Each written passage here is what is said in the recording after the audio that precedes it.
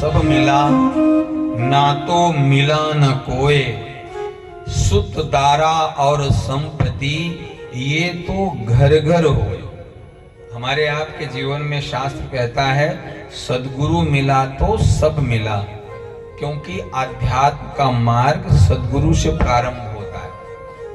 ना तो मिला न कोय, सुत दारा संपत्ति ये तो सबको ही होती है। किसी के पास संपत्ति कम होती है, किसी के पास ज्यादा होती है, बाकी किसी के यहाँ पुत्र पुत्री नहीं होता, लेकिन ज्यादातर के यहाँ तो सब होता ही है।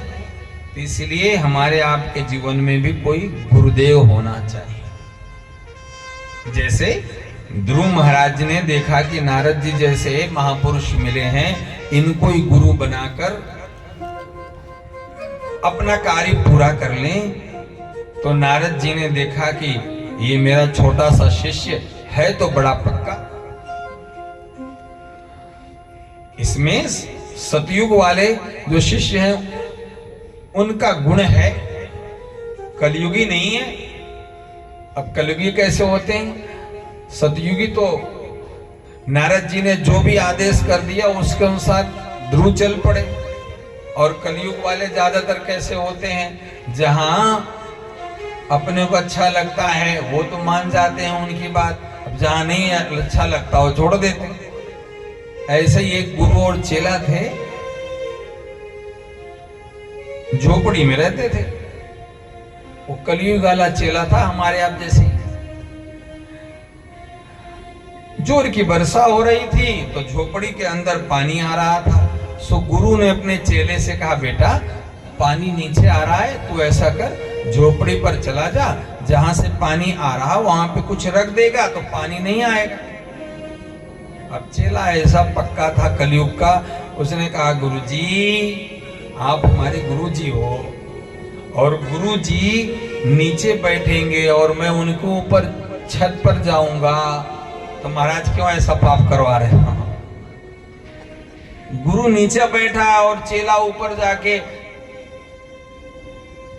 अब गुरु ने सोचा मेरी बात तो मान नहीं रहा है, अब पाप पुण्य की बात कर रहा है। सो गुरु ने कहा कि ठीक है बेटा मैं ही चला जाता हूं। तो गुरु गए ऊपर और कुछ जो डालना था सो डाला, पानी बंद हुआ। अब वर्षा हो गई थी तो लकड़ी भी जरा भीग गई थी भोजन बनाने की। सो गुरु ने सायंकाल बोला कि बेटा ऐसा करो, जाओ थोड़ी लकड़ी लेकर आओ। अब फिर चेला बोला, गुरुजी अगर मैं लकड़ी लेने गया तो आप तो यहाँ बैठे रहोगे, और मैं लकड़ी लेने जाऊंगा तो मैं अपनी पीठ आपकी तरफ करके जाऊंगा, तो महाराज पीठ आपकी तरफ करूंगा ऐसा पाप क्यों कर रहा है? सो गुरु क्या करें, चेला ऐसा पक्का मिल गया। गुरु सोचा कि ये चेला नहीं मुझे गुरु ही मिल गया है, चेला कम है मेरा गुरु घंटाल मिल गया। जैसे आपने सुना ना ढपोर शंख, ऐसा ही ढपोर शंख मिल गया। बोले महाराज ढपोर शंख क्या होता है? आपने भी सुना होगा ढपोर शंख। ढपोर शंख का मतलब ये होता है जो केवल बोलता ही बोलता है, करता कुछ नहीं है। इस संसार में बहुत सारे ऐसे लोग हैं जो ढपोर शंख हैं। एक बार एक पंडित जी महाराज थे, साथ में उनकी पंडितानी, तो घर में कुछ धन संपत्ति ज्यादा नहीं थी, तो पंडित जी महाराज ने सोचा कि चलो कुछ जब तक करते हैं, कोई देवता अगर प्रसन्न होता तो कुछ मांग लेते। तो पंडित जी महाराज गए, घर छोड़कर कुछ दूरी पर समुद्र से उन्होंने प्रार्थना की, और समुद्र ने प्रसन्न होकर एक शंख दिया, और समुद्र ने कहा कि देखो इस शंख की विशेषता है कि तुम प्रातः काल स्नान करके जब इसका पूजन करोगे तो जो भी मांगोगे दिन भर में अगर, तो आपको ये 100 रुपए तक दे देगा। अब पंडित जी महाराज बड़े प्रसन्न हुए, शंख लेकर आ रहे थे। अब उनका घर दूरी पर था, इसलिए रात्रि के समय एक सेठ जी के यहाँ वो पंडित जी महाराज रुक गए। अब प्रातः काल स्नान किया और जो समुद्र में वो शंख दिया था वो शंख सामने रखकर पूजा की और हाथ जोड़कर निवेदन किया कि शंख महाराज 100 रुपए दे दो। तो 100 रुपए शंख से प्राप्त हो गया। तो भैया जब वो पूजा कर रहे थे तो वो जो सेठ जी थे वो देख रहे थे। सेठ जी ने देखा कि भैया शंख तो चमत्कारी है। तो सेठ ने क्या किया, पंडित जी महाराज से निवेदन किया, महाराज 2 दिन और रुक लो। अब ब्राह्मण देवता हमारे घर आया, महाराज 2 दिन और रुको, आपकी 2 दिन सेवा और हम करना चाहते हैं। अब सेठ तो चालाकी कर रहा था, ये पंडित जी महाराज रुकेंगे तो धीरे से हम ये शंख बदल देंगे, क्योंकि ये शंख तो काम का है, सेठ के यहाँ होना चाहिए। तो ब्राह्मण देवता वो कुछ भोले भाले से उनको पता नहीं चला। उन्होंने सोचा कि भाई सेठ तो बड़ा सेवक दिख रहा है। उन्होंने कहा ठीक है भैया हम रुक जाते हैं। 2 दिन रुक गए। अब भैया दूसरे दिन जब वो स्नान करके शंख उन्होंने एक स्थान पर रख दिया था, दूसरे दिन जब जाने लगे उसके पहले ही सेठ जी ने एक नकली शंख लाके उनके स्थान पर रख दिया और असली वाला शंख चुरा के रख लिया। अब ब्राह्मण देवता भैया शंख लेकर जो नकली शंख था लेके घर गए बड़े प्रसन्न होकर कि भैया हमें तो समुद्र का आशीर्वाद मिल गया है। सो भैया पत्नी से बोले कि देखिए ऐसा शंख लेकर आए हैं कि रोज 100 रुपए देगा, और उस जमाने में 100 बहुत होता होगा। प्रातः काल हुआ, पूजा प्रारंभ की, पर भैया बार बार बोले भैया 100 रुपया दोस्त। अब नकली शंख 100 रुपये कहां से दे।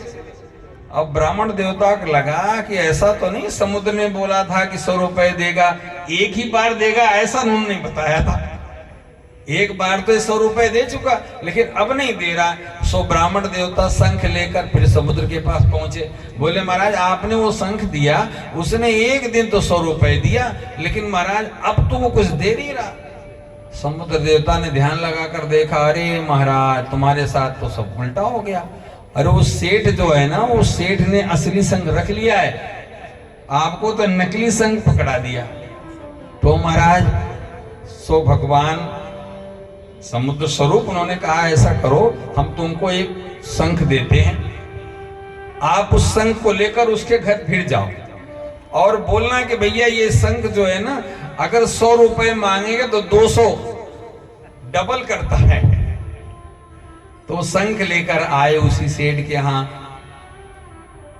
सेठ ने सोचा ऐसा तो नहीं ब्राह्मण देवता को सब जानकारी हो गई हो। सो ब्राह्मण देवता ने वो शंख निकाला, बोला कि देखो भगवान ने अब की बार ऐसा शंख मुझे दिया है कि सीधे अगर 100 मांगो तो 200 की बात करेगा। अब तो सेठ ने सोचा कि भैया 100 वाले को इनको दे दो, 200 वाला चुरा लो। अब भैया सेठ ने क्या किया, वो 200 वाला शंख चुरा लिया और 100 वाला जो शंख था वो रख दिया। अब ब्राह्मण तो चाहते थे, समुद्र ने बता दिया था।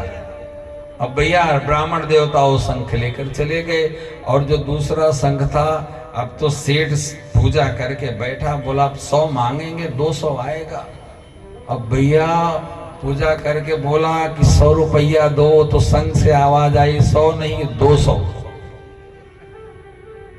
अब सेठ बोला कि ठीक है महाराज 200 रुपया दो। शंख बोला 2 नहीं 400 लो। फिर हाथ जोड़ा कि महाराज 400 दो। अब शंख बोला 400 नहीं 800। सेठ जितना बोला है उतना शंख डबल किए जाए, जितना बोले उतना डबल किए जाए। अब उसने हाथ जोड़ के बोला कि भैया आप डबल तो कर रहे पर दे के नहीं रहो। तो शंख बोला कि भैया मैं शंख नहीं, मैं ढपोर शंख हूं, मैं केवल बात करता हूं, देता होता नहीं, केवल दुगना बोल देता हूं, देने की बात मत करो। तो संसार में बहुत ऐसे लोग भी हैं बात करते हैं। तो भैया ऐसे ही वो चेला था, केवल बात करने वाला। गुरु ने कहा बेटा लकड़ी लाओ। बोला महाराज कैसे ला सकता हूं, तुम्हारी तरफ पीठ हो जाएगी, मैं लकड़ी लेने जाऊंगा। तो गुरु ने कहा ठीक है हम ही चाहते हैं। गुरुदेव गए, लकड़ी लेके आए और भोजन बना दिया। और भोजन बनाकर जब तैयार हुआ सो गुरु ने कहा, बेटा भोजन प्रसादी तैयार हो गई है, आओ पालो। तो चालाक चेले ने कहा कि गुरुजी, हमने आपकी 2 बात नहीं मानी, तीसरी तो माननी पड़ेगी। कहने का मतलब ये है, हम आप जैसे हैं।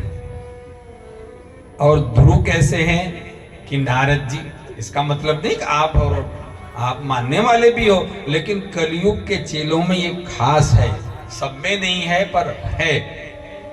पर नारद जी को अपना गुरु बनाया है छोटे से ध्रुव ने।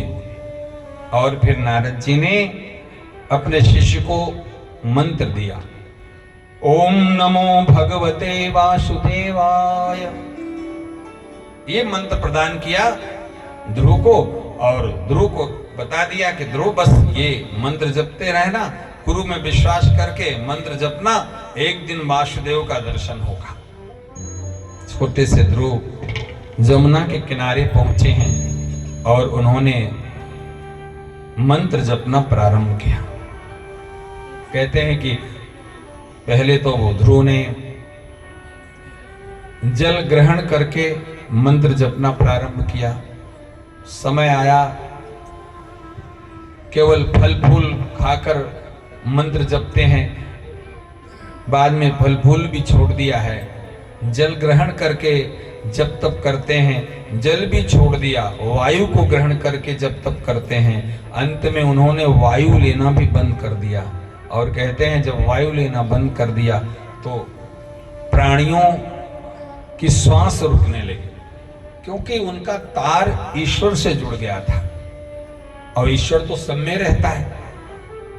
इतना प्रभाव बन गया कि प्राणियों की मानो श्वास रुकने लगी। सारे देवता भगवान के पास पहुंचे कि आपका छोटा सा भक्त है, आपका भजन कर रहा है, उसके कारण प्राणियों की मानो श्वासें रुक रही हैं, महाराज आप उनको दर्शन दो, उन पर कृपा करो। तो भगवान मुस्कुरा के बोले, मैं भक्तों को दर्शन देने जाता हूं, लेकिन ये मेरा छोटा सा भक्त है, मैं इसको दर्शन नहीं, इसका दर्शन पाने जाऊंगा।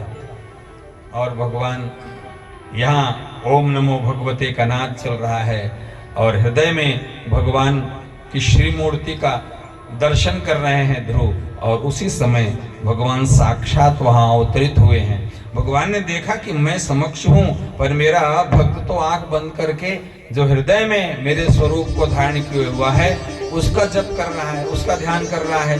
इसलिए भगवान ने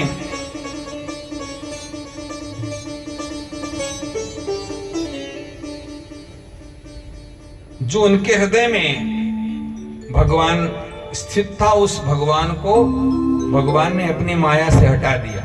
छोटे से ध्रुव का मन टूट सा गया। इतने में उनकी आंखें खुली और देखा सामने साक्षात लक्ष्मी नारायण भगवान आदि नारायण का दर्शन हुआ।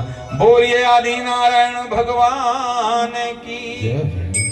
छोटे से ध्रुव भगवान का दर्शन पाए, और ध्रुव के मन में हुआ कि मैं भगवान की स्तुति गाऊं, लेकिन छोटे से ध्रुव कुछ गा नहीं पा रहे हैं। भगवान ने अपनी शंख उठाई और ध्रुव के गले से लगा दिया, और ध्रुव बोल पड़े कि प्रभु का दर्शन पाके मानो ध्रुव धन्य हो गए।